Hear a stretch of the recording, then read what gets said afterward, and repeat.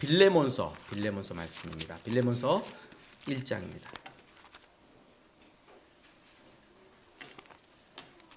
1장 7절에서 18절까지 말씀입니다.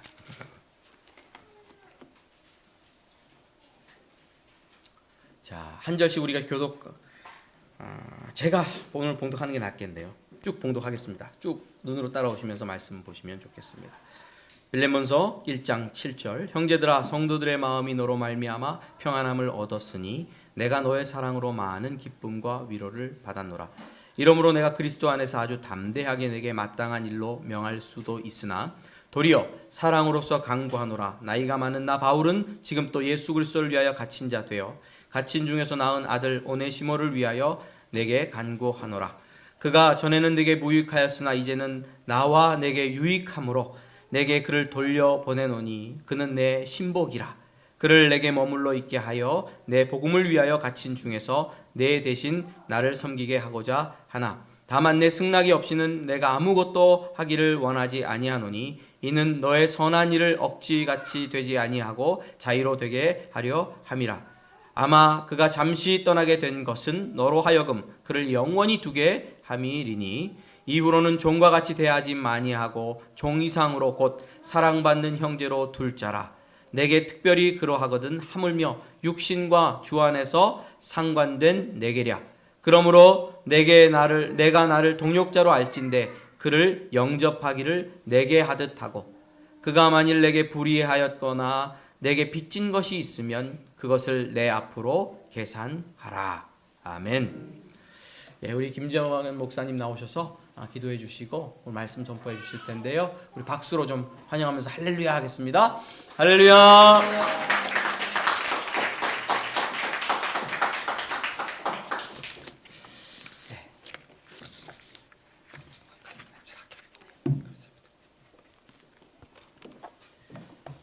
잠시 기도하시겠습니다.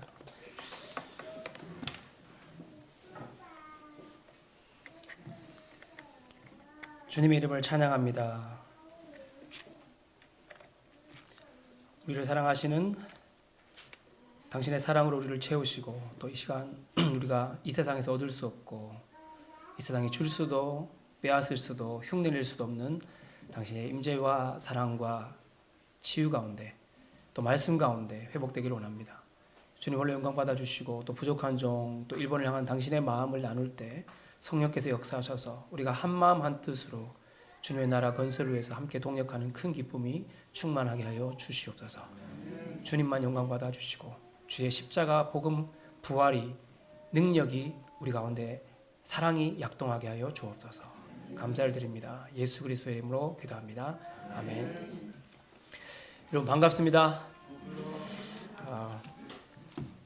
이렇게 아름다운 교회에서 지금은 아직 HDMI 안 하셔도 될 것 같아요. 나중에 제가 말씀드리겠습니다. 저는 말씀해 주신 대로 북해도에서 사역하고 있는 김주환 선교사입니다. 저희 교회랑 똑같은 예배 시간이에요. 11시 예배 드리고 또 이렇게 아름다운 교회에서 여러분들과 함께 말씀 나누게 돼서 너무 감사합니다. 여러분 성경에는 편지가 참 많이 등장하는데 사실 여러분 신약 성경을 읽어보시면 그냥 신약 성경 자체가 편지라고 할 수 있죠. 다 서신서라고도 할 수 있을 만큼 편지가 많이 나오고 또 서신서 말고도 여러분 복음서 중에 가장 시간 순서대로 잘 짜여졌다고 말하는 누가복음이 24장 그게 사실은 데오빌로라고 하는 한 사람을 위해서 쓰여진 편지입니다. 편지. 누가복음이 편지라고 생각하면 또 감동이 있어요. 근데 하나로 끝이 난 것이 아니라 그 사람을 구원하기 위해서 또 하나 속편을 쓴 것이 여러분이 아시다시피 사도행전 그죠? 28장이죠. 28장. 굉장하죠. 그죠? 그런 감동적인 선교 드라마도 또 한 사람을 위한 편지입니다. 근데 오늘 여러분이 읽으신 이 빌레몬서도 또 한 사람을 위한 편지입니다. 근데 여러분 그렇다면 하나님께서 신약 성경을 이런 편지들의 모음으로 가득 채우신 이유가 뭘까 생각해 보신 적 있으신가요? 그건 아무도 모르지만 아마도 하나님은 우리가 주위의 한 사람 한 사람의 구원과 축복을 위해서 편지와 같은 작은 사랑을 표현하고 애쓰는 것을 정말 기뻐하신다라는 것을 저는 깨닫고 있습니다. 아니 성경 자체가 우리를 향한 하나님의 사랑의 고백이고 하나님의 러브레터입니다. 제가 일본에 12년 있었습니다. 근데 일본에 있으면서 느끼고 깨달은 것 한 가지는 뭐 일본 사람만 그렇겠습니까만은 인간이라는 존재는 정말 외로운 존재구나라는 거예요. 여러분 그렇게 생각하지 않으세요?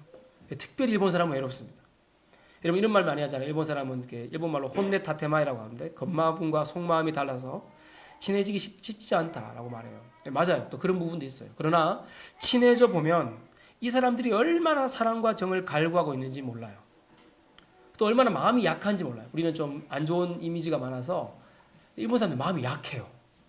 정말 그럴까? 나중에 제가 시간이 되면 따로 말씀드릴 수 있으면 좋겠어요. 또 일본은 여러분 정해진 틀을 중요합니다. 왁구라 그러죠. 왁구. 정해진 틀이 있어요. 그것을 깨는 것을 너무 싫어합니다. 그래서 늘 그 왁구 안에서 남을 배려하고 남에게 피해를 끼치지 않도록 어려서부터 교육을 받습니다. 그러다 보니 늘 남의 눈을 의식합니다. 분명히 선진국이고요. 정말 친절합니다. 정말 깨끗하고 좋은 나라이지만 죄인된 인간이 그 틀을 지키고 살려고 하다 보니까 얼마나 피곤하겠어요. 그 속에서 느끼는 공허함과 외로움이 우리가 상상하기 쉽지 않습니다. 어렵습니다. 그래서 여러분 많은 사람들이 우울증으로 고생하는 나라가 일본입니다. 일본에서는 우울증이 병에 거의 안 들어간다고 말하기도 해요.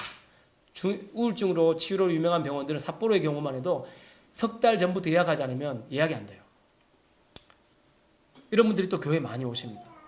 그래서 그런 분들 한 분 한 분과 한 사람 한 사람 몇 시간이고 대화하고 들어주고 기도해주고 함께 울어주는 것이 일본 선교의 시작입니다. 그래서 제가 배운 것이 있어요.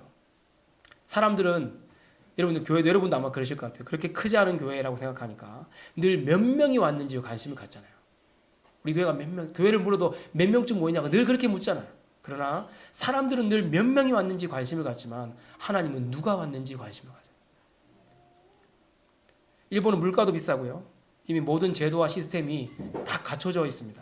그러니까 선교사가 오면 좀 뭔가 이렇게 그런 얘기를 하면 좋은데 다른 나라들처럼 학교를 세운다든지 병원을 세운다든지 뭔 큰 프로젝트를 할 수 있는 지역이 아니에요. 그저 한 사람 한 사람을 포기하지 않고 또 지치지 않고 사랑으로 품으며 그들에게 존경받기까지 할 때 비로소 선교가 시작이 되고 변화가 일어납니다. 어떤 의미에서 돈으로 하는 선교가 아니라 진짜 선교가 뭔지를 인카네이션이 뭔지를 배울 수 있는 지역이 일본 선교입니다. 두 번째로 이 편지는 한 사람을 위한 편지면서 동시에 용서를 위한 편지입니다. 여러분 이 성경 서신서 이름이 빌레몬서잖아요. 빌레몬에게 보낸 편지예요. 근데 여러분 빌레몬이 누구냐 하면 1절, 5절, 7절을 보시면 동력자라고 불릴 만큼 친했고요. 바울과. 그리고 성도들에 대한 사랑과 믿음이 있었을 뿐만 아니라 이 빌레몬 이야기만 들으면 성도들의 마음이 평안함을 얻어요. 여러분 교회에 그런 장로님들 있잖아요. 장로님 이름만 들으면 마음이 편안해져. 가서 그냥 안기고 싶어. 그런 권사님들. 그런 거 있잖아요. 바로 그런 분이 빌레몬이었어요. 근데 더 재밌는 것은 뭐냐. 오늘 이야기의 주인공은 빌레몬이 아니에요. 빌레몬서의 주인공은 누굽니까? 아시는 분? 그렇죠. 여러분 오네시모예요. 오네시모. 빌레몬서인데 빌레몬이 주인공이 아니에요.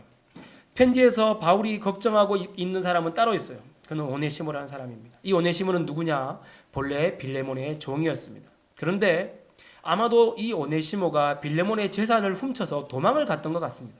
18절을 보시면 그가 만일 내게 불의를 하였거나 내게 빚진 것이 있으면 그것을 내 앞으로 계산해라. 뭔가 재정적인 실수를 한 것 같아요. 그래서 도망을 쳤고 꽤 많은 시간이 흘렀어요. 그런데 감옥에서 누구를 만났느냐? 사도 바울을 만났습니다. 감옥에서도 사람을 잘 만나야 되고요. 사도 바울을 만났어요. 예수님을 알게 됐어요. 그리고 그의 인생이 변화되었어요. 더 이상 내 인생 이렇게 살아서 안 되겠다라고 결심한 것입니다. 바로 그것이 회개이죠.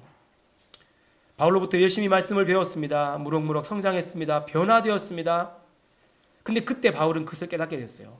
변화된 이 오네시모를 옛 주인 빌레몬이 용서해 주면 좋겠다. 그래서 쓴 편지가 빌레몬서입니다. 그리고 바울은 이렇게 표현해요. 그 오네시모를 보면서 10절에 갇힌 중에서 낳은 아들 오네시모를 위하여 내가 간구하노라. 내가 이 친구를 내 아들로 삼았습니다. 영적 아들로. 아들을 키우는 심정으로 이 문제 많은 자를 품고 있습니다라고 말하고 있습니다. 11절 12절에는 그가 전에는 당신에게 무익하였으나 이제는 나와 당신에게 유익함으로 내게 그를 돌려보내노니 그는 내 신복이라라고 합니다. 여러분 성경 갖고 계신 분들 보면 신복 밑에 뭐라고 적혀있죠? 심장이라고 적혀있죠. 공동번역 성경은 이렇게 번역해요. 그것은 내 심장을 떼어 보내는 셈입니다. 굉장하죠. 이 친구가 나한테 심장 같은 존재인데 내가 떼어 보내는 거야. 무슨 말이에요? 이 친구한테 잘못하면 안 된다는 거예요. 이 친구에게 잘못해서 이 친구가 죽으면 나도 죽어요. 이런 말이에요. 굉장한 표현이죠. 13절은 제가 표준세 번역 읽어보면 내가 복음을 위하여 일하다가 갇혀있는 터이니 그를 내 곁에 두어 그대를 대신해서 내 시중을 들게 하려고도 나는 생각해 보았습니다. 지금 바울의 마음이 느껴지세요? 아무튼 바울은 지금 오네시모는 옛날 그 친구가 아니라 바뀌어서 새 사람이 되었다는 것을 막 여러모로 강조하고 싶은 거예요. 근데 그럼에도 불구하고 아직도 불안했던 것 같아요, 바울이. 이 편지를 자세히 읽어보면 바울 편에서 빌레몬에게 얼마나 정중하고 간절히 이 친구 좀 용서해 줄 수 없겠냐라고 부탁하고 있는지 몰라요. 여러분, 이 편지는 바울의 말년에 쓰여진 노년의 바울의 편지입니다. 그리고 빌레몬은 바울보다 연하였다고 알려져 있어요. 그런데도 여러분 10절 보세요. 갇힌 중에서 낳은 아들 오네시모를 위하여 내게 간구하노라. 그냥 부탁이 아니라 간절하게 구한다 라고 말하고 있습니다. 13절 14절에는 그를 내게 머물러 있게 하여 내 복음을 위해서 나를 내 대신 섬기게 하기를 원하는데 다만 당신의 승낙 없이는 내가 아무것도 하지 않습니다. 왜냐하면 이는 너의 선한 일이 억지같이 되지 않고 자의로 되게 하려 함이라. 그러므로 내가 나를 동력자로 알진대 그를 영접하기를 내게 하듯 해주세요. 19절에는 아예 더 불안했는지 펜을 돌려받아요. 바울의 필기법이기도 하지만 펜을 옮겨봤습니다. 19절 이렇게 씁니다. 나 바울이 친필로 쓰노니 내가 갚으려니와. 이게 원어에 강조가 됐어요. 내가 갚겠다. 내가 다 갚아주겠다. 그리고 더 재밌습니다. 뒷말은 내가 이 외에 내 자신이 네가 내게 빚진 것은 내가 말하지 않겠다. 이것은 다른 말로 하면 협박이죠. 협박. 내가 네한테 잘해준 건 말하지 않을 테니까 부탁했다가 협박했다가 연하에게 다시 한번 간구했다가 이렇게 저렇게 말하고 있어요. 그리고 이렇게 말해요. 오 형제여, 나로 주 안에서 너로 말미암아 기쁨을 얻게 하고 내 마음이 그리스도 안에서 평안하게 하라. 여러분, 얼마나 아름다운 내용입니까?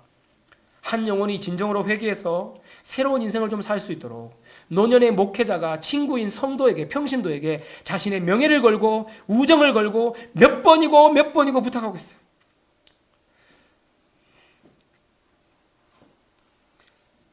그래서 루터는 이 편지를 이렇게 말했어요. 기독교 사랑의 진수가 담긴 책이다. 칼빈은 그리스도의 겸손이 꽃처럼 피어나는 책이다. 단지 25절밖에 되지 않는 짤막한 편지지만 이곳에 용서가 뭔지 구원이 무엇인지 그 핵심이 다 담겨져 있습니다. 빌레몬과 오네시모의 중간에 서서 화해를 시키려고 하고 있는 이 노년의 바울의 모습에서 우리는 우리를 구원하시기 위해서 하늘 보좌를 버리시고 이 땅에 오신, 낮고 낮은 땅에 오신 예수님의 사랑을 떠올릴 수 있습니다. 그 사랑을 받은 우리도 용서해야 하고 누군가의 용서를, 화해를 도와야 합니다. 사실 여러분, 한국인으로서 일본인들을 위해서 섬기는 것은 좀 미묘한 위치에 서 있는 거예요. 그렇죠, 여러분? 그렇게 생각하지 않으세요? 왜냐하면 한국인들은 역사적으로 일본인들을 좋아하지 않습니다. 심지어 어떤 교회는 제가 딱 갔어요. 여러분, 동일본 대지진이 터졌을 때 얼마 되지 않아서 제가 한국을 방문했어요. 안식오를 받아서 설교하는데 제가 설교 제목도 이렇게 똑같았어요. 그때도 보면 제가 첫 설교를 항상 이 설교를 하는데 목사님이 나오셔서 설교를 딱 소개하시면서 자, 오늘 김주환 선교사님이 오셔서 일본을 향한 심판의 설교를 해주시겠습니다.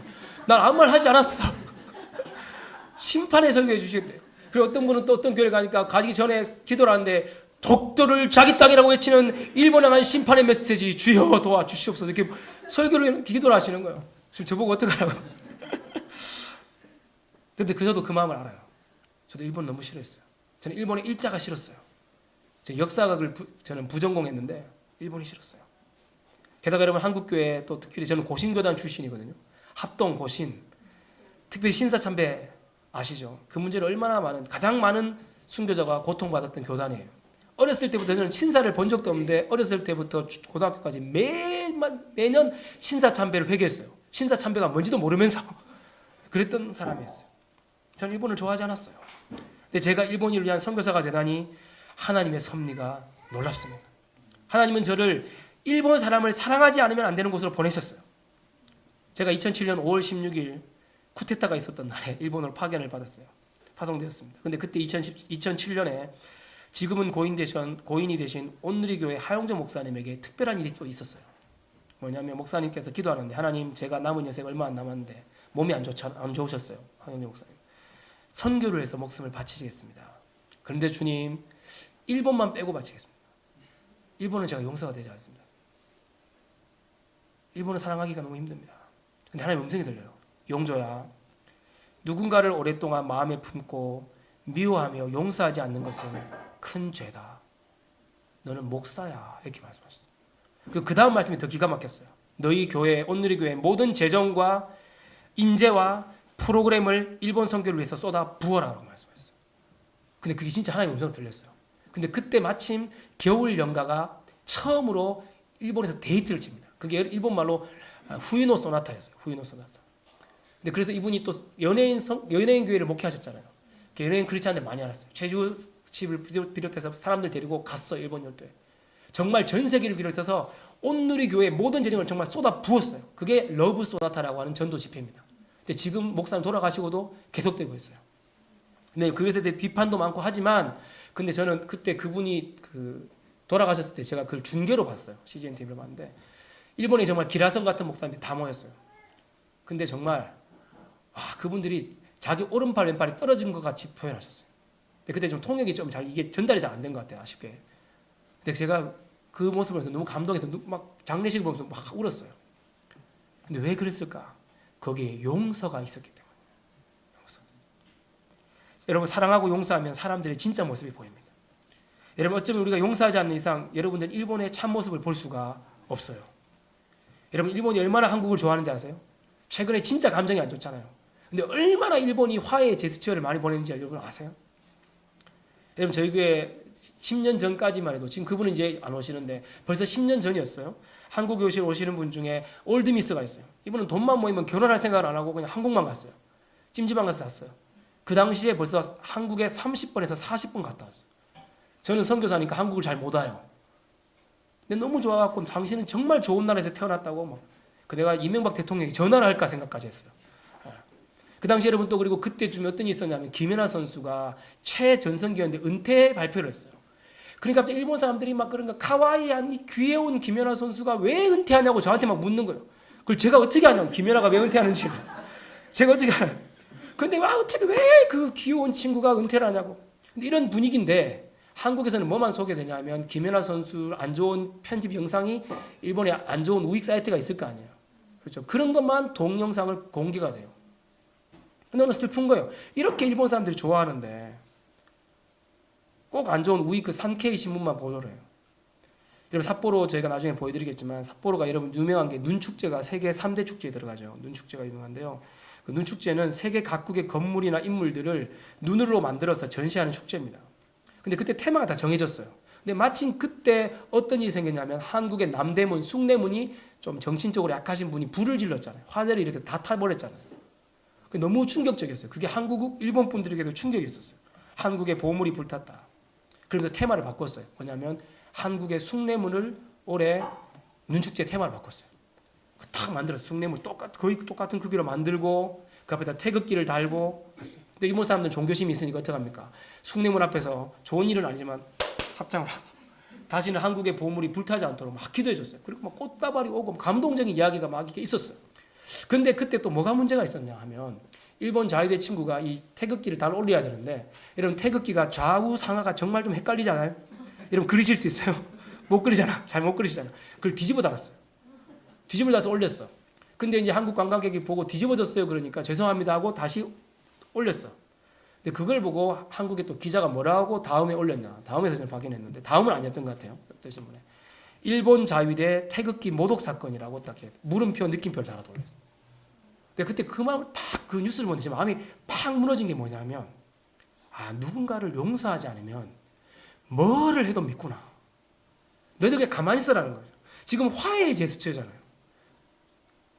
난 너희 이웃 나라를 사랑한다는 거잖아요. 상처가 있으니까 그냥 미운 거야. 제가 이설교라고 돌아다니니까 그 뉴스가 지워지더라고요. 이제. 여러분 용서하지 못하면 화해도 없고요. 발전도 없어요. 용서하지 못하는 민족은 선진국이 될 수 없어요. 칠레 대통령이 했던 말이에요. 미국을 용서하자. 근데 칠레가 막 뜨고 있거든요, 여러분. 성경 이사야 43장 25절에 보면 하나님께서 우리 죄를 용서하시는데 이렇게 말씀하시죠. 내 용서를 왜 하냐면 회개를 잘했거나 잘한 것이 아니라 나를 위하여 우리를 용서하신다라고 말씀하세요. 왜냐하면 용서하지 않으면 자기가 괴로워요. 하나님이 내가 나를 위하여 너희를 용서한다라고 말씀하세요.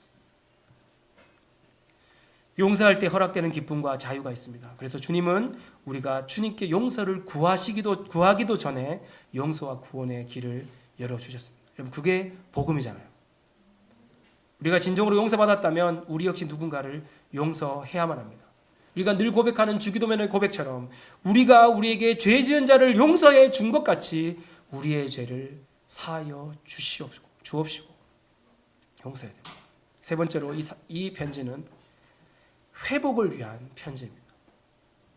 그렇다면 여러분 오네시모의 편에서는 어떻습니까?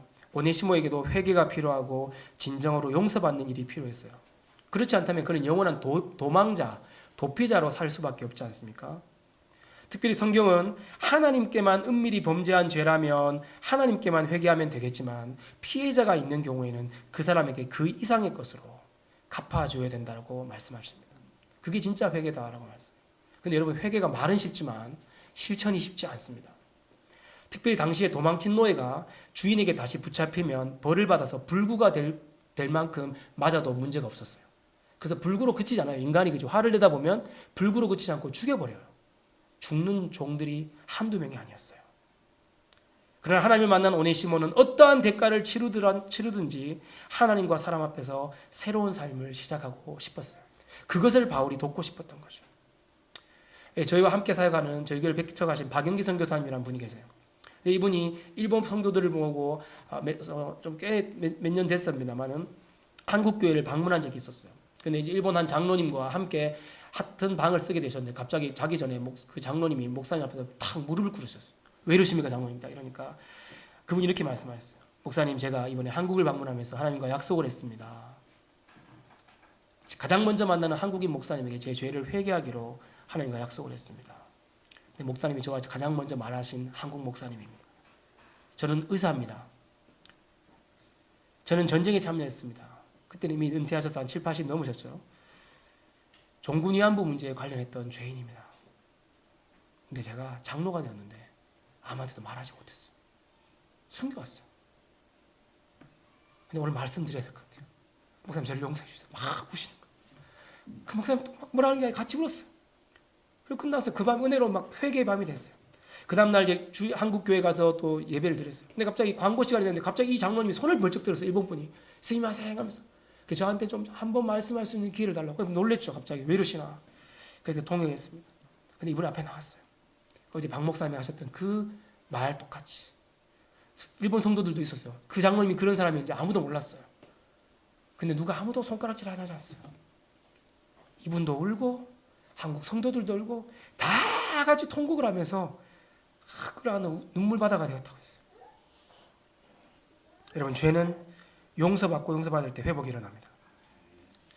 특별히 이런 회개와 회복과 관련해서 한국 사람들이 일본과 많이 비교하는 나라가 독일입니다. 독일. 그렇죠. 독일은 안 그랬는데 여러분 독일은 히틀러 독재 아래서 홀로코스트라고 해서 유태인 슬라브족, 집시 동성애자, 정치범들, 장애인들 무려 1,100만 명을 죽였다라고 해요. 굉장하죠, 정말. 그 중에 유대인만 600만 명이라고 일컬어집니다. 정말 충격적인 일입니다. 역사상 있어서는 안 돼. 그런데 이런 슬픈 역사 뒤에 독일인들은 철저하게 반성을 했습니다. 국가적으로 반성했습니다. 피해자들에게 배상했습니다. 전범들에게 대한 적절한 조치를 취했어요. 그래서 지금 독일을 향해서 다시 배상해라, 회개해라 하는 그런 거 들어본 적이 없으실 것 같아요. 물론 일본도 여러분 70년간 자기 나름의 반성을 많이 했어요. 이 부분도 사실 좀 인정을 할 필요가 사실 있어요. 우리가 좀 모르는 게 많아요. 또 우리 자꾸 정치적으로 자꾸 이용을 해. 적이 있어야 되니까 인기 떨어지면 자꾸 일본을 그냥 들쑤시고 한국도 마찬가지고 일본도 마찬가지예요. 근데 어쨌든 독일과 같지는 않았어요. 그럼에도 불구하고 한 번씩 지금도 이어지는 정치가들의 망언 때문에 우리 국민들은 화가 나죠. 근데 여러분 독일과 일본의 이러한 극렬한 차이가 어디서 나올까? 바로 성경적인 가치관의 독일과 그렇지 못한 일본의 차이입니다. 일본에도 많은 성도님들이 매년마다 자신들의 전쟁 책임에 대해서 한국인들이 그만하세요라고 할 때까지 사죄해야 된다고 말하면서 계몽하고 한국을 방문하시는 분들이 계세요. 근데 여러분, 일본의 기독교 인구가 몇 퍼센트인지 아시는 분 계신가요? 1%에서 2%라고 일컬어지지만 그것은 복음주의, 가톨릭, 정교회, 이단까지 다 합쳐서 그래요. 복음주의권은 0.4%, 출석교회는 0.2%라고 일컬어져요. 여러분, 이게 실감이 가세요? 0.2%. 제가 살고 있는 북해도는 강원도를 뺀, 여러분, 일본이 되게 큰 나라입니다. 우리는 일본을 외놈이라고 해서 작게 보는데 일본이 커요. 북해도부터 오키나와까지 하면 한국의 길이 4배 이상의 길이가 됩니다. 남한으로 쳤을 때는 굉장히 큽니다. 근데 북해도만, 제가 살고 있는 북해도만 강원도를 뺀 오스트리아 크기가 되는데 500만의 인구가 있습니다. 근데 거기에 OMF에서 세운 신학교 하나가 있고 오순절 계통의 신학교가 하나가 있습니다. 2개가 있습니다. 그런데 여러분, 인구 500만 명의 북해도에서 매년 복음주의적인 신학교에 입학생이 몇 명일 것 같습니까? 대략 2-3명이 들어옵니다. 500만 명을 대상으로 2-3명이 옵니다. 적을 때는 1명, 없을 때도 있어요. 올해는 많았어요. 편입생까지 4명이었어요. 신학교 입학식과 졸업식 때는 북해도 전역에서 그 신학생을 격리하기 위해서 목사님들이, 성도님들이, 장로님들이 와요. 왜? 헌신자가 없으니까. 너무 귀한 거예요. 헌신자들은 교회 돈이 없기 때문에 이 사람을 정말 자기가 지금 평생 모았던 돈을 다 깨면서 신학교 공부를 해야 돼요. 진짜 헌신이죠. 근데 한국은 어떻습니까? 여러분, 합동교단이지 않습니까? 제가 신학생일 때만 해도 총신대학교만 해도 한 학년이 제가 700명이라고 들었어요. 맞습니까? 700명. 그러면 3학년이면 2100명이에요. 그럼 인구가 우리 5천만 명이니까 줄여서 한 교단에 210명 정도가 있는 거죠. 한 교단의 신학교에. 근데 우리는 북해도가 거의 한국만 한데 500만인데 4명인 거예요. 그럼 바로 옆에 나라가 복음을 듣지 못해서 이렇게 죽어가고 있는데 우리는 이들을 용서하지 못하고 이들을 제대로 회개할 기회를 주지 못한다면, 복음을 전하지 않는다면 얼마나 슬퍼하실까요? 서로 미워하기 때문에 복음도 전하지 않고 서로 적대하기만 한다면 이것이야말로 영적 악순환입니다. 일반 사람들은 그럴 수 있어요. 그런데 교회마저도 그렇게 된다면 정말 하나님께서는 어디서 하나님의 그 마음을 푸실 수 있겠습니까? 도리어 식민지 치하에서 고통받았던 한국 교회가 적이었던 일본을 향해서 용서와 화해의 복음을 전한다는 것, 그게 정말 복음적이지 않습니까? 그런 의미에서 빌레몬서는 일본 선교의 ABC가 됩니다. 제가 이렇게 말하면요, 사람들이 그래요. 한국 분들은 목사님 일본 가더니만 일본 사람 다 됐네요. 얼굴도 좀 일본 사람 닮았네. 그래서 한국에서 일본 사람들 말해요. 여러분들 한국에 대해서 역사를 좀 배우면 여러분 그런 말이 안 나와요. 조금 한국 사람 나쁜 사람들 아니에요. 막 계속 대모하고 이런 것처럼 보여주니까 언론에서는 한국 사람들 막 일본 사람 보면 막 돌 던질 것 같아서 안 오는 분도 있어요. 그렇지 않아. 여러분 좀 화해하면 일본 사람들은 막 금방 또 한국 사람들은 친구가 되잖아요. 그러면 와 그래요, 그런 사람도 있어요. 그러면 또 일본 사람들은 그래요. 역시 목사님은 한국 사람 편이죠. 역시 한국 사람. 그저 중간에 끼어가지고 막 이러지도 못하고 저러지도 못하고. 두 사람 마음 다 아니까. 근데 여러분 그게 지금 누구냐면 바울에 미친 거예요. 예수 믿는 사람은 그런 거예요. 죽도록 싸워봐라, 피 터지게 싸워봐라가 아니라 어떻게든 복음으로 이 둘을 연결해주는 그것이 복음 아니겠습니까? 16절 보시면 이후로는 종과 같이 대하지 않고 종 이상으로 곧 사랑받는 형제로 둘 자라. 내게 특별히 그러하거든 하물며 육신과 주 안에 상관된 내게라. 사도 바울은요, 노예 폐지합시다, 노예제도 폐지합시다, 데모했다든지 과격한 행동을 한 적이 없습니다. 근데 놀랍게도 바울의 복음, 아니 우리 한 사람 한 사람을 향한 주 예수 그리스도의 십자가의 복음이 전파되는 곳곳마다 노예제도가 폐지됐습니다. 여성 인권이 신장되고 인간이 하나님의 사랑을 받는 얼마나 소중한 존재인지를 알게 되었어요. 여러분 이게 복음의 능력입니다. 사랑하는 여러분, 저와 여러분을 통해서 아무쪼록 이 놀랍고 아름다운 복음의 능력이 우리 주위로, 아니 온 세계로 흘러넘쳤으면 좋겠습니다. 우리 한 사람 한 사람이 일본 민족과 영혼들의 화해와 용서를 위한 또 하나의 한 사람을 위한 편지가 되면 좋겠습니다. 계속해서 마지막으로 저희 교회 사역을 좀 보고 우리 함께 좀 기도하는 시간 가졌으면 좋겠습니다.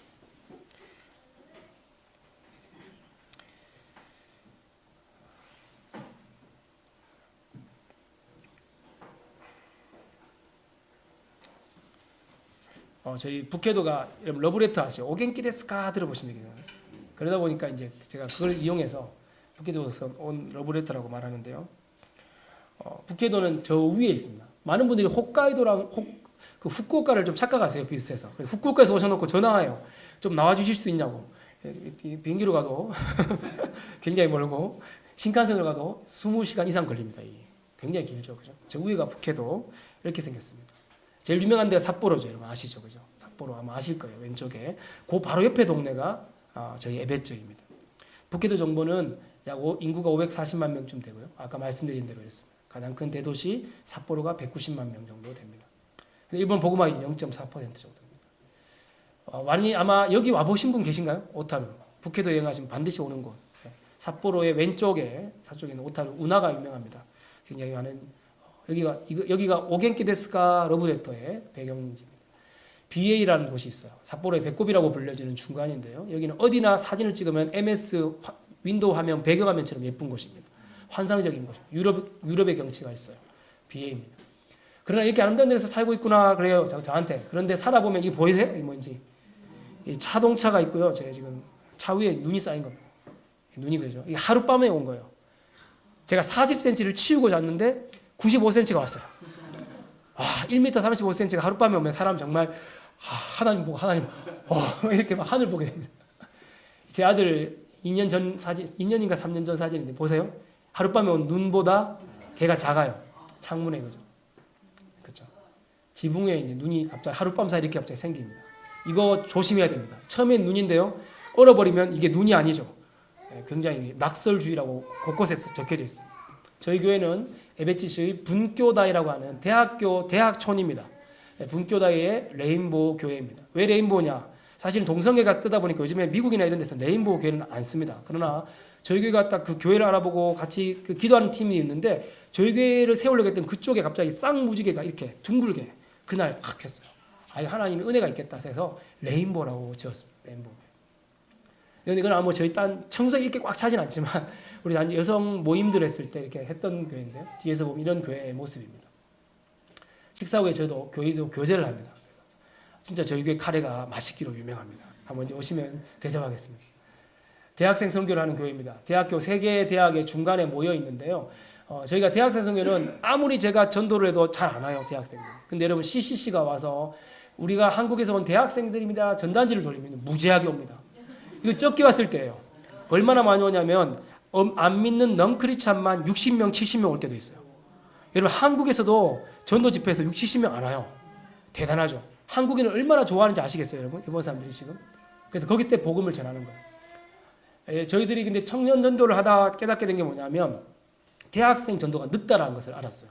반드시 1학년이 오는 게 아니잖아요. 3, 4학년 때 오면 키워갖고 갑자기 돌아가잖아요. 그래갖고 제가 빨리 전도를 해야 되겠다 하면서 마음을 먹은 게 어린이 전도예요. 그래서 무조건 놀자. 그래서 이제 뭐 매빅도 도입하고 여러 가지 배워서 저희들이 막 하여튼 쇼를 하고 있습니다. 그래서 토요일, 주일 2번 집회를 계속했고요. 5월 달부터는 이제 저희가 이제 오래 했었는데 이번에 한글을 가지고 어린아이들 중에서 한글을 배우고 싶어하는 애들이 있더라고요. 그래서 이제 어린이 한글 교실로 토요일은 바꾸고 주일은 또 주일 학교를 하고 있습니다. 그래서 저희가 동네 근처에서 눈썰매 스키장 안 가도 늘 눈과 저희도 놀고 있습니다. 저희 교회 다카시료 선생님이 멋진 슬라이딩을 하고 있습니다. 여기도 제가 세례준 친구인데 너무 귀하게 잘 크고 있습니다. 지역 봉사 전도입니다. 홍성아 선교사님이 전 요리 이렇게 잘하는지 몰랐어요. 결혼하고 나니까 참 잘하더라고요, 요리. 그래서 요리 봉사 이게 가장 지금 부흥하고 있습니다, 지금. 제가 뭐 한다면 아무도 안 와. 그런데 이제 요리 교실 한다면 언제 하냐고 막 이렇게 문의 전화도 오고요. 감동적인 일이 있었는데 얼마 전에 여러분 기억나시나요? 북해도에 진도 6, 7이 지진이 갑자기 있었어요. 북해도는 지진이 거의 없었어요. 갑자기 지진이 왔는데 그 전날 태풍이 왔다가 그 다음날 지진이 많은 바람에 굉장히 피해가 컸습니다. 저희 동네 근처에 막 수백 년 된 나무들이 다 넘어졌어요. 정말 무서웠어요. 저도 진짜 오늘 죽는구나 생각했어요. 저희 아들 유이도 패닉이 와가지고 공황이 와가지고 그 다음부터는 약간만 흔들리면 막 덜덜덜 떨어요. 저도 무서웠어요. 정말 무서웠어요. 근데 평소에는 이제 한글 교실을 할 때 이제 디저트를 먹으면서 제가 복음 메시지를 전하는데 별로 이렇게 복음 메시지 들으러 오는 게 아니잖아요. 요리 교실 왔으니까. 근데 그래도 그 주에 그 다음 주가 요리 교실이었는데 그래도 하자라는 것이 있었지만 한 청년이 합시다. 젊은 세대기 합시다 그랬어요. 힘들 때일수록 먹이면서 우리 같이 먹어야 됩니다. 맞습니다. 생각하고 했어요. 근데 그 지진 이후 그 다음 주에 저희가 한글 교실을 하는데 메시지를 전하는데 막 사람들이 울어요. 평소에는 한국 요리 교실 설교 때 아무도 안 울어. 근데 한번 흔들고 나니까 마음이 가난해지는 거예요. 정말 하나님 하시는 일이 놀랍더라고요. 그러니까 울면서 설교를 들었어요. 그래서 저희가 또 지역에 이렇게 복지시설에 가서 봉사를 합니다. 재밌는 건 여기 보시면 이게 신단이에요. 신단. 불단 신단 밑에서 저희가 크리스마스 공연도 합니다. 여기도 앞에 보면 또 이게 신단인데 또 다른 도 가서 공연을 합니다. 근데 저희를 초청해요. 레인보우 교회 크리스마스 때 오세요라는 분들이 있어요. 같이 봉사하고 있어요. 너무 좋아합니다. 근데 하나님께서 또 어떤 일을 이루셨는지 마지막으로 또 두 가지를 나누고 마치려고 하는데요. 제가 대학생 선교를 했는데 처음에 성도들이 20명 정도 있었어요.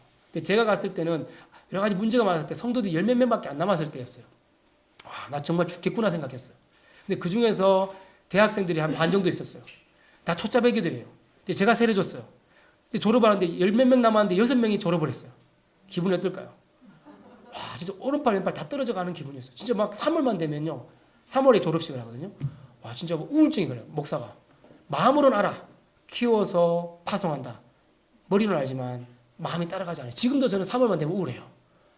근데 신기한 일이 생겼어요. 하나님께서 에베츠가 저기 있잖아요. 저희가 지금 에베츠에 있는데 갑자기 유베츠 옆에 저쪽에 몬베츠 동네 2명, 키타미 2명, 또 옆에 또 더 가까운 유베츠 가까운데 엥가루라는 지역에 2명씩 갑자기 저 완전 시골 지역이에요. 여기가 바로 위가 러시아입니다. 러시아. 사할린인데 거기로 6명의 친구들이 다 한 명씩 계속 매년마다 가는 거예요. 이상. 근데 신기한 건 뭐냐면 그 친구들이 자꾸 또 교회가 없다 보니까 가다 보니까 신앙생활 못하고 또 목장집 아들이 제가 제일 처음에 세례준 친구, 가장 열심히 했던 친구예요. 근데 가다 보니까 신기한 거는 몬베츠에도 그나마 무목교회가 있긴 하고 교회가 있고 아바시레도 교회가 있는데 유베츠에는 교회가 없어요. 선교사는 교회가 없다라는 말을 들으면 가슴이 뜁니다. 근데 갑자기 어떤 마음이 들었냐면 할아버지 할머니들 6명을 가지고는 개척이 안 되는데 청년으로 결혼하고 세대기 되었고 결혼하고 다 직장 사회인이 됐잖아요. 이제. 근데 그 친구들이 다 갑자기 6명이 가니까 개척해야 되겠다 생각이 드는 거예요. 저 혼자 할 수 없고 우리 성도가 같이 하게 되었는데 맞습니다. 개척합시다 생각이 됐어요. 그래서 정말 4, 5년 전부터 저희가 지역센터를 빌려서 예배를 시작했습니다. 제가 차로 가면요. 여름에는 4시간 걸리고요. 겨울엔 5시간 걸립니다. 그래서 왕복 10시간 걸리는 거잖아요. 그래서 제가 한 달에 한 번 가요. 평소에는 친구들이 DVD를 가지고 예배를 지역센터에서 예배를 드리고 있어요. 왜냐하면 교회가 없으니까 예배를 드리고 있어요. 근데 너무너무 감사한 거예요. 근데 여기 가보니까요. 피어슨 선교사님이라는 분이 여기도 선교를 하셨더라고요. 근데 100년 전까지는 영국 성공의 교회가 있었어요. 있었는데 여러 가지 정치적인 이유로 100년 전에 교회가 폐쇄돼 버렸어요. 100년 동안 교회가 사라졌던 곳에 저희들도 겨우 이제 3, 40명 이제 부흥한 거예요. 근데 갑자기 이제 독립교회했는데 자립했는데 하나님이 교회를 애를 순풍 낳게 하신 거예요. 하나님께서 더 놀랍게 유배지 가는 길입니다. 너무 예쁘죠, 그죠? 가는 길입니다. 한번 여러분 꼭 오세요. 언제나 같이 제가 안내하면 좋겠어요. 근데 갔는데요. 다음 장 사진이 안 넘어가지? 잠시만요. 네, 유배지 메구미 교회 건축 예외정지입니다. 이게 360평인가요? 360평의 땅을 저희가 샀습니다. 저희도 학생이 반이라 했잖아요. 돈이 하나도 없어요. 어떻게 사느냐? 땅값이 너무 싸. 한 평당 7만 원. 7만 N이 아닙니다, 여러분. 7만 원. 놀랍죠? 그러니까 이렇게 계산하니까 2,500만 원이에요. 그 성도들 중에서 반대하는 분 있습니까? 이게 2억 5천이면 했으면 반대를 했을 거야. 근데 2,500만 원인데 목사 가자니까 다 삽시다 된 거예요. 근데 세우려고 하니까 이제 한 5억 정도 생각을 하고 있지만 저희가 갔어요. 성도들 같이 가서 하여튼 여기도 이렇게 얽혀진 간증이 너무 많습니다. 제가 시간이 안 돼 다 말씀 못 드리는데 사실 제 머릿속에 불가능하다고 생각했어요. 근데 하나님이 계속해서 기적을 보여주시는 거예요. 진짜 100년 전부터 있었던 기적을 계속 보여주시는데 제가 마음이 멈출 수가 없어요. 계속 뒤에서 미시니까 가서 우리 성도들 같이 가서 지금 기도하고 있는 모습입니다. 그래서 제가 결정했습니다. 이제 2, 3년 안에 저희도 여러분들과 같이 카페 교회를 세우려고 합니다. 왜냐하면 여기가 돈은 많아요. 이 지역이 정말 부유하고 농촌이지만 참 부유한 지역인데 경기가 좋은 지역인데 신방을 가면 한국 할머니들 어디 가세요? 그러면 다 빠찡코가 있어. 할 게 없어. 돈은 많은데 휴양겸 다 빠찡코만 번성하고 할렐루야 막 번성하고 있어요. 근데 교회는 없고 갈 데가 없어. 카페도 없어. 그래서 제가 생각할 때 이거는 그냥 교회를 세울 게 아니라 카페를 세워서 지역의 센터를 만들어야 되겠다 생각이 들어요. 평일에는 카페를 하고 주일에는 교회라는 정말 여러분들과 너무 비슷하죠, 그죠?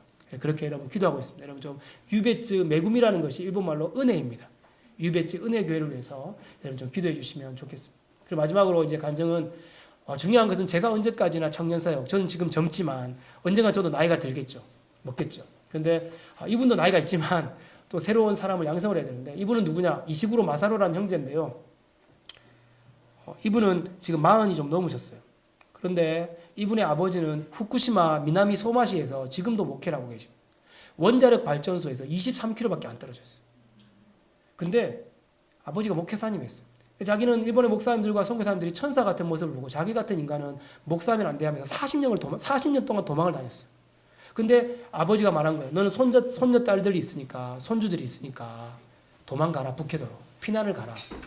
여기는 나는 죽을 테니까. 나는 이렇게 죽으나 저렇게 죽으나 암으로 걸려도 성도들이 있는 이상 나는 여기서 죽을란다. 가라. 지금도 23km밖에 안 떨어진 그 지역에서 지금 목회하고 계세요. 그 사람들은 8년 전에 피난 와서 북해도 왔는데 희한하게 또 와서 저희 교회 오게 됐어요. 근데 이상하게 이 사람이 설교만 하면 좋은 사람이야. 근데 희한하게 제가 잘한다는 말이 아니라 저희 교회 와서는 설교할 때 안 졸아요. 은혜를 받았어요. 근데 갑자기 마음에 기도하는데 하나님이 이 사람이 신학교 가면 좋겠다 마음을 자꾸 주는 거예요. 헛소리가 자꾸 들린다 싶어가지고 제가 집사람한테도 기도했어요. 근데 이 사람도 마음이 똑같은 거예요. 집사람도 그래 저 사람이 신학교 가면 가장 좋을 것 같아. 근데 이 사람이 정말 했는데 한 달 뒤에 울면서 전화가 왔어요. 목사님 저 같은 게 도움이 된다면 헌신하겠습니다. 펑펑 울면서 막 전화가 왔어요. 근데 하나님께서 또 놀랍잖아요. 뭐 똑같아. 아까 또 전도사님 모시더라고요. 똑같아. 보시니까 제가 하라고 해놓고는 돈 걱정이 되는 거야. 어떡하지? 내가 한국에서 받는 돈 내가 다 풀어야 되나? 막 이 생각도 하고 이제 막 내가 아르바이트를 할까? 막 이 생각이 막 머리가 돌았어요. 그 놀랍게도 하나님께서 이 사람이 헌신하고 나서 한 달 뒤에 하여튼 희한한 사람과 만난 크리스찬 비즈니스를 만났는데 이분이 손정이라고 하세요. 일본 소프트뱅크 사장 친구야. 그 다음에 미국의 부시 대통령의 IT 자문이야. 이 사람이 갑자기 우리 교회 온 거야. 갑자기 잠깐 방문하러 왔다고. 근데 이 사람이 신학교 얘기를 하니까 일본 신학생을 후원하기 위해서 왔는 거야. 나는 그걸 아무것도 모르잖아요. 첫 만난 분인데 그냥 소개를 했는데 그 사람 3년 동안 내가 다 후원하겠다고. 오늘 만나게 해달라고. 소름 끼치지 않습니까? 놀랍죠. 근데 제가 그때 갑자기 팍 오는 게 뭐냐면 제가 유배쯤 매규모 교회를 세울 때 계속 하나님 음성이 들린 게 뭐냐면 영적 애들 상태도 지금 좋지 않고 돈도 없고 그런데 내 교회는 내가 세운다. 이 막 음성이 들렸어요. 내 교회는 내가 세운다. 두 번째 말이 뭐냐면 이분의 아버지가 성도들을 위해서 지금 23km밖에 안 떨어진 지역에서 죽어가고 있잖아요. 한편 대신 죽어가시는 거예요. 근데 하나님 뭐라고? 내 아들은 내가 책임진다. 네가 가장 중요한 것을 내게 드리면 나는 내 가문을 책임지겠다는 거죠. 저는 그것을 좀 느끼고 있어요. 이 친구가 우리 교회 처음으로 신학생, 1호 신학생. 얼마나 감동해요. 보세요. 우리 교회 성도들 가서 이 형제를 축복해 요 성도들 같이 가서 축복하고 있습니다. 여러분 일본 교회가 이래요. 여러분들 우리가 일본이 믿기 때문에 일본 선교하고 하고 있지 않으면 우리는 그래 700명 있고 우리 고신교단만 해도 한 학년 120명 있었어요. 근데 그게 중요한 게 아니잖아요. 주님의 마음이 일본에 대한 마음이 있습니다. 복음의 꽃이 피게 하소서. 유배지가 촌이지만 튤립으로 유명합니다. 튤립 축제라면요. 이게 지금 다 안 보이는데 수만 송이의 튤립이 딱 있습니다. 그래서 저희가 즐겁게 하려고 하고 있습니다. 힘들어도 우울해도 웃자 놀자 그러면서 이렇게 즐겁게 하고 있는데 여러분 우리 유배지에 복음의 꽃이 필 수 있도록 에베츠와 유배지를 위해서 기도해 주시고 방금 말씀드린 5가지 그렇죠? 여러분 한번 좀 같이 기도했으면 좋겠습니다. 오늘 말씀 생각하시면서 우리 다음 사회자 나오실 때까지 정말 일본을 향한 용서와 화해와 한 사람의 편지가 될 수 있도록 또 그리고 오늘 들은 또 이 북해도 땅을 위해서 에베츠 지역과 유배지 지역에서 여러분 좀 기도해 주시면 감사하겠습니다. 함께 기도하실까요? 기도하겠습니다. 하나님 감사합니다. 부족한 종이 하나님의 은혜를 나누었는데 하나님은 정말 이분들에게 사랑하는 우리 그 사랑 한들교회 꼭 필요한 말씀이 증거될 수 있도록 주님께 영광이 되어질 수 있도록 은혜 내려 주시옵소서. 우리의 모든 것이 되어 주십시오. 우리의 전부가 되어 주십시오. 하나님 우리가 화해의 하나의 편지가 되게 해 주십시오.